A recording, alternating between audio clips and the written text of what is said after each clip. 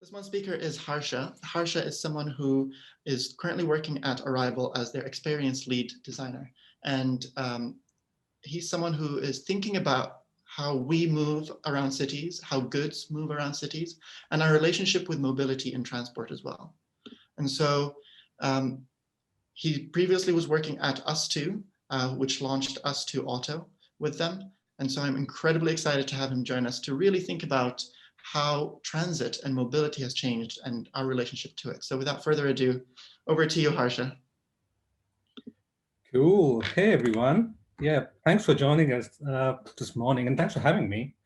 And yeah, before we actually get into a boring old deck, which I just made up, in the last few days, wanted to have a little visual poll so as to get us into the transit or commuting or moving frame of mind. Just adding on to what Al's already done, so you're all warmed up, actually. So it's a visual poll because you say yes by turning on your video. So please keep your videos on, actually. The default is yes.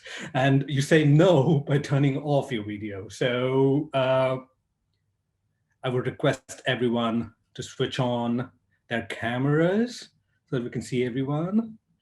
I won't be judging where you're at or how you look this morning much. Ooh, there's some people who are refusing to do so. It's completely fine.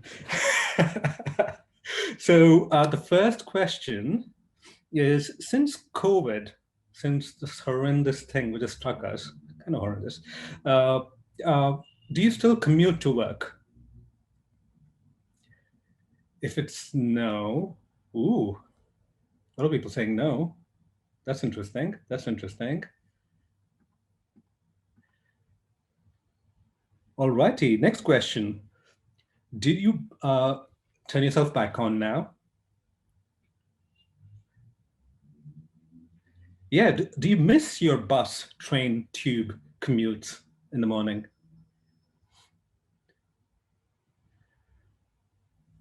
Ah, interesting. Not as many, but some people do miss it, it looks like. Interesting again. Okay, turn yourself back on again. So the third question, do you miss the morning routine it involves? The sweet smell of that coffee as you board your tube, listening to music, reading, maybe even sleeping, catching up on those exercises. Yes, look at that. A lot more people, looking like, say they do miss it. Interesting. Okay, now let's switch gears. Now we talked about the transit of people. Let's look into the transit of goods or the things that help us live our daily lives. Have you increased online purchases over store visits since COVID? Yes, yes, yes. Ooh, many knows. It's a 50-50 split, it looks like, at least in what I can see. All right, last question. Have you conversed with the delivery driver in the past week? It could be something as simple as a hello, thank you.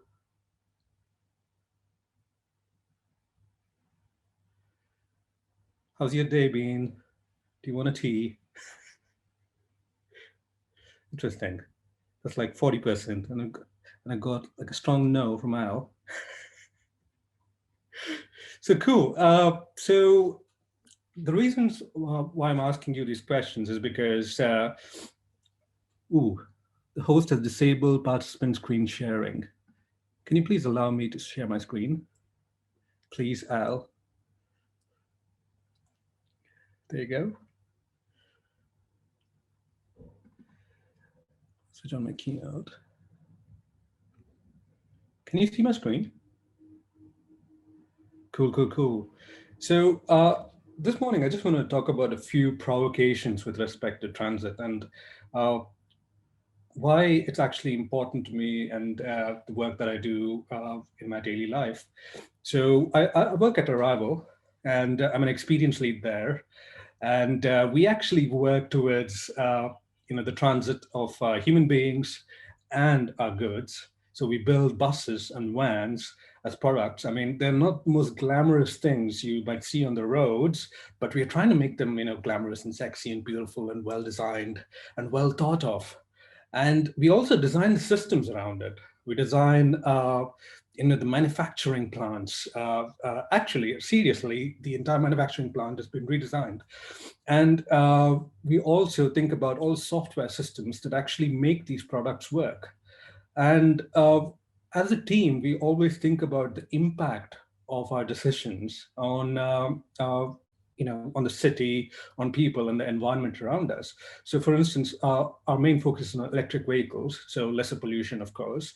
But then, if we design like really good electric vans, will they crowd up our streets? Or what is the perfect electric bus going to look like? And there's this range anxiety. There's so many things that come into play, and thinking about the impact of the technologies that we use to create mobility systems is something that is really important to us and to me as well. So, been thinking about it for a long time, and as Al mentioned. Previously, I used to work at Us2, and over the last 10 years or so, I've been thinking a lot about mobility and how technology is disrupting the way we lead our lives and the very fabric of our communities, our cities. And I've had a chance to work with some of the biggest manufacturers working on software systems around, say, how do you build a parking service, or how do you build a car sharing service, or we've been also thinking a lot about autonomy or autonomous vehicles, and how do we actually create design systems which would make them more humane as a piece of technology. And as part of that research and a little book that I co-wrote, I got to talk with people around the world, the elderly, taxi drivers, and people who own Teslas and who are big proponents of the vehicle, and gained a lot of perspectives. And the one underlying thing through the entire 10 years that I've been part of thinking about mobility has been how tech has been disrupting something which is so stoic and solid as our cities, our roads, and the way we live. And just to visualize that, I mean, the stoicity or the solidness of the way we are. I mean, I just wanted to show you this little video, which has been shared by the BFI, and it shows you London in 1927 and 2013. And you can actually see the way the city is. And the roads have become wider, there are more rules, there's a bit more infrastructure, but the way we move has not particularly changed. There are buses, there are vans, there are commercial vehicles, there are traffic stops, and the light systems are the same. And cities have remained more or less solid and very they move in time spans of hundreds of years rather than tens of years as we move. And but along comes technology over the last 10 years, and you can actually see the way it has transformed the way we move. For instance, you have Uber, and the way it has actually helped a lot of us who are able to have a smartphone connection, a smartphone with a great connection, and who have enough money to actually call this on-demand taxi, and it picks us up anywhere in the city, and it has led to a lot of jobs, and it has completely disrupted the way the city moves. And you see so many prices, so many taxi vehicles in a particular city. But there's a flip side to it. So when you think about the impact of technology, and the flip side is most of the vehicles that are with Uber are not built to be accessible by everyone. And the drivers are not trained because it's not a regulated industry. And so you're not trained to deal with many of the situations you might actually face, because you're actually serving a city with numerous amount of people with varying backgrounds. So you get cases where the vision impaired sometimes refuse service on an Uber because they have a dog, or because the drivers themselves are so much under pressure and so much under facing so much stress that they can't waste time finding them. And a vision impaired person cannot find them, right? So cannot find them on their own. So it's a difficult yin and yang of technology. Technology empowers us to do so many things, and it disrupts transit and mobility, but at the same time it takes something away. And I want to actually talk a little talk to you about a few things which I've seen since our most recent disruption, which has been COVID. And it's been an unforeseen disruption to the way we move, as I mentioned. We are staying at home. We are actually, at least many of us are staying at home who had the privilege of actually working from home. And we are kind of worried about, stepping into buses, into busy tubes, into busy streets even. So to think about this disruption and the fissures it has opened up, or the lens it has put on some of the inequalities in mobility and transit, and some of the things that we as designers that should actually think about. You know, I've actually highlighted three elements. So number one, our relationship with commuting. I asked you that question earlier about how many of us actually commute to work, and who stop commuting to work. And of course, we don't miss this. We don't miss the long lines. We don't miss, sweatiness of a tube or a bus. Uh, but the but working from home and the whole phenomenon that we're experiencing right now has actually taken away something from our daily lives. And oddly enough, I mean, I bet you've seen these videos which have come up online of, right when people started working from home en masse, where people started actually, recreating the tube journeys in the toilets. And I have a huge collection of these videos because I find them incredibly funny.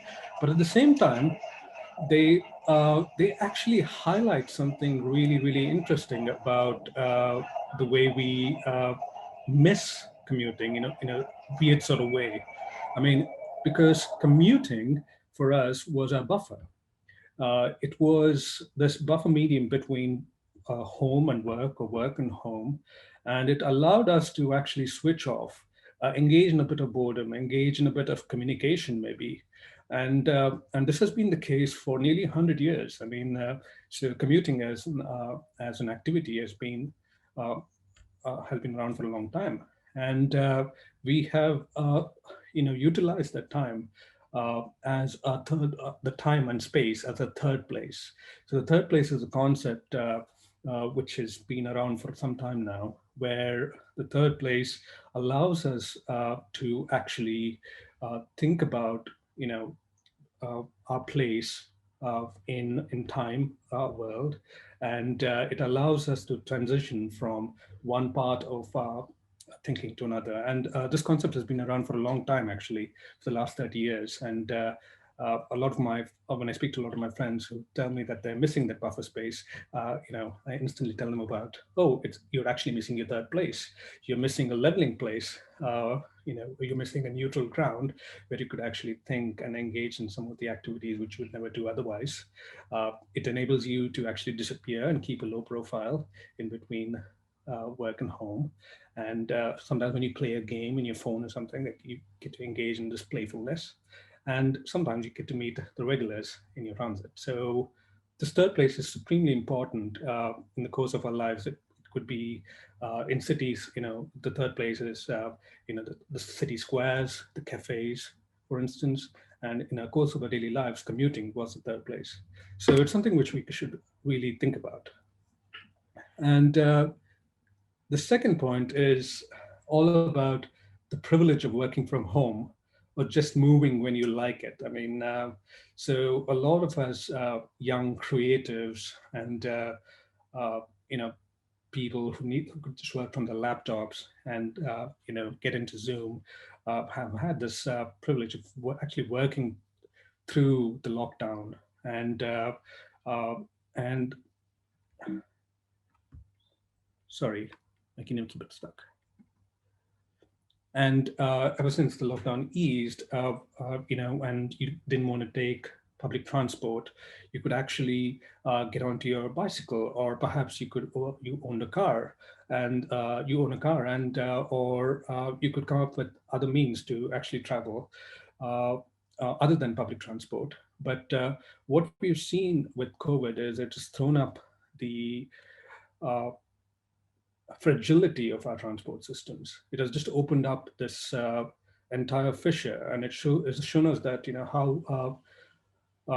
how something like TFO, which rakes in millions of pounds a year, could actually be at the verge of collapse.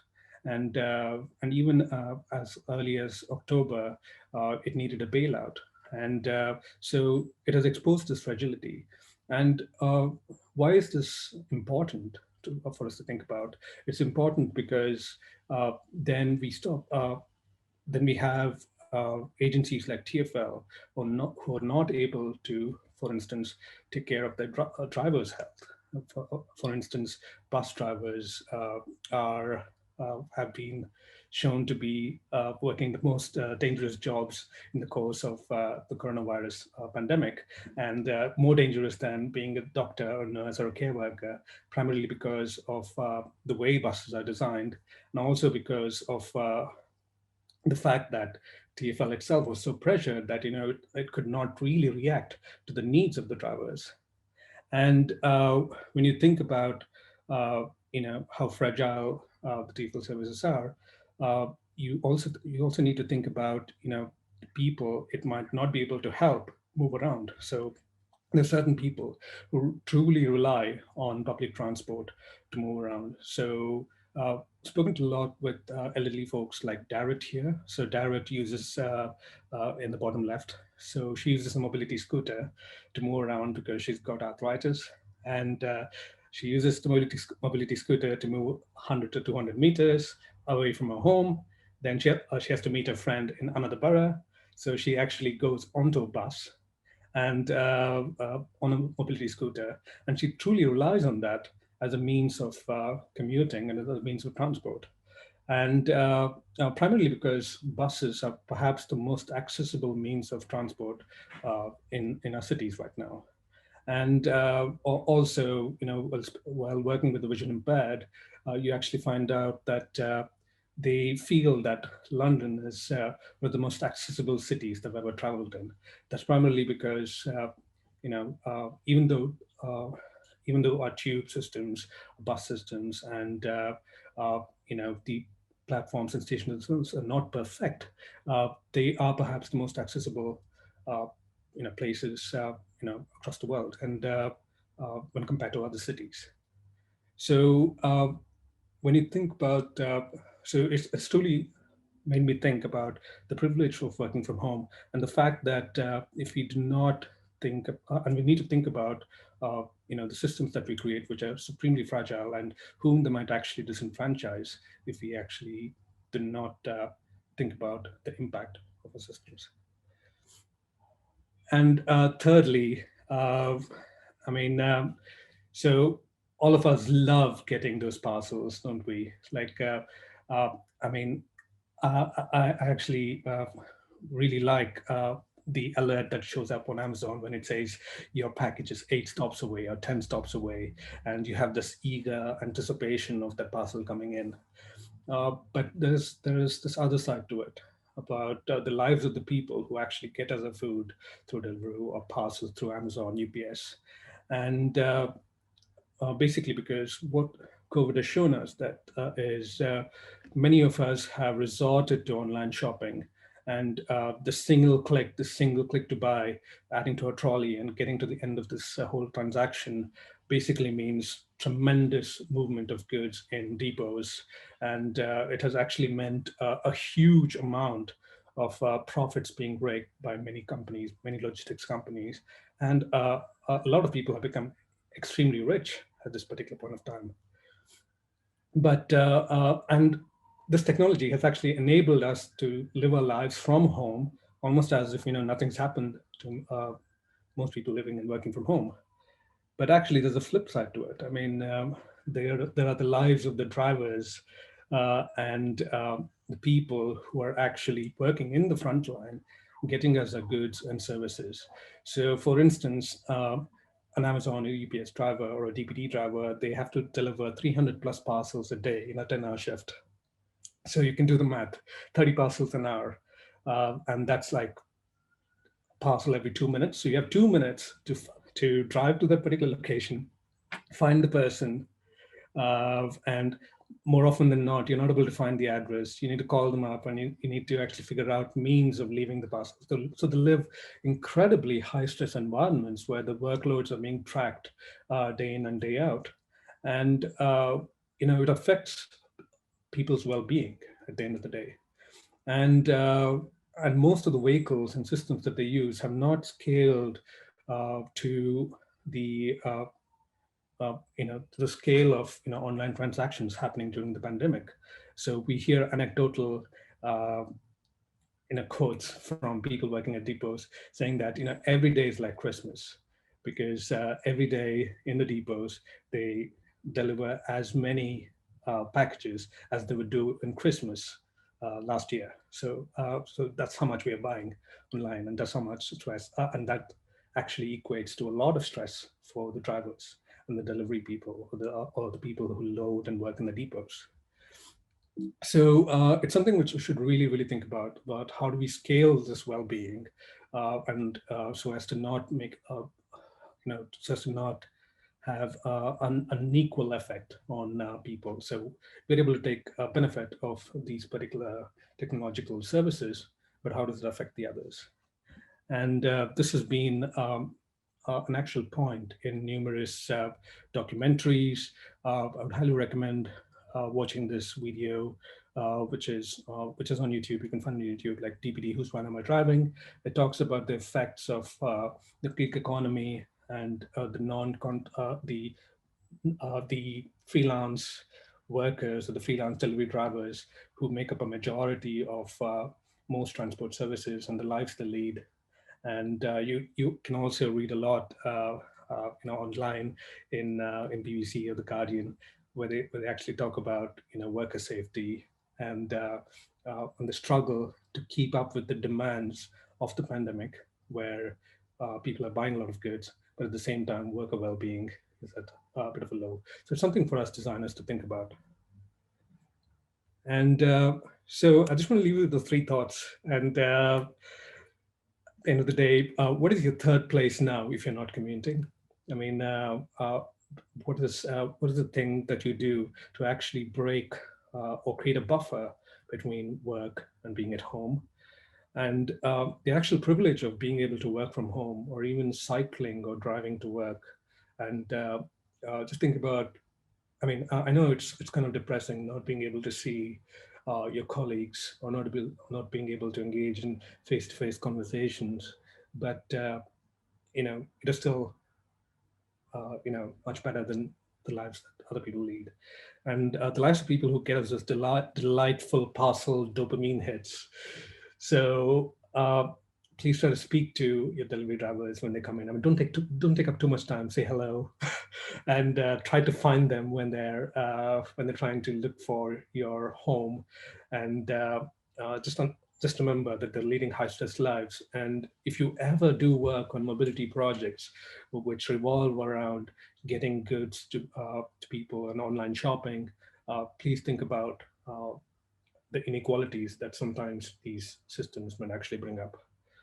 And that's about it. I mean, it was a bit of a ramble and a rant, and I hope it was all right. So thank you.